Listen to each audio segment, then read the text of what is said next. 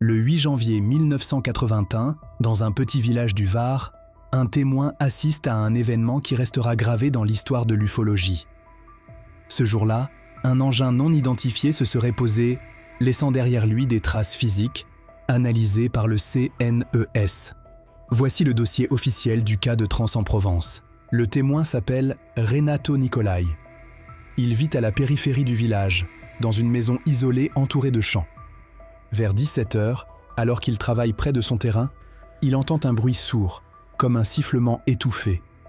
Puis il voit un objet descendre lentement du ciel. L'objet, d'environ 2 mètres de diamètre, se pose doucement sur le sol, à quelques mètres de lui. Il a la forme de 2 assiettes inversées, de couleur gris métal.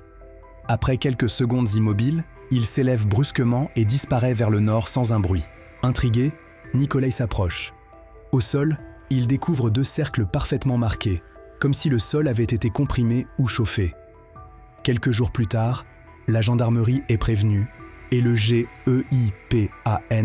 service du CNES chargé des phénomènes aérospatiaux, ouvre une enquête officielle. Des prélèvements de sol et de végétation sont effectués.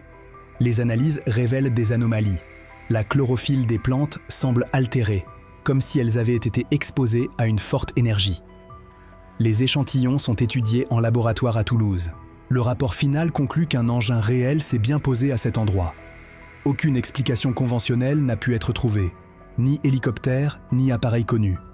C'est aujourd'hui encore l'un des rares cas d'OVNI appuyés par des preuves matérielles.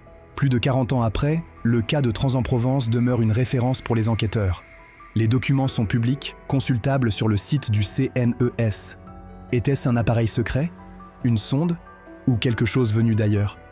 À vous de juger. Si cette histoire vous a intrigué, abonnez-vous pour découvrir d'autres enquêtes authentiques sur les phénomènes inexpliqués.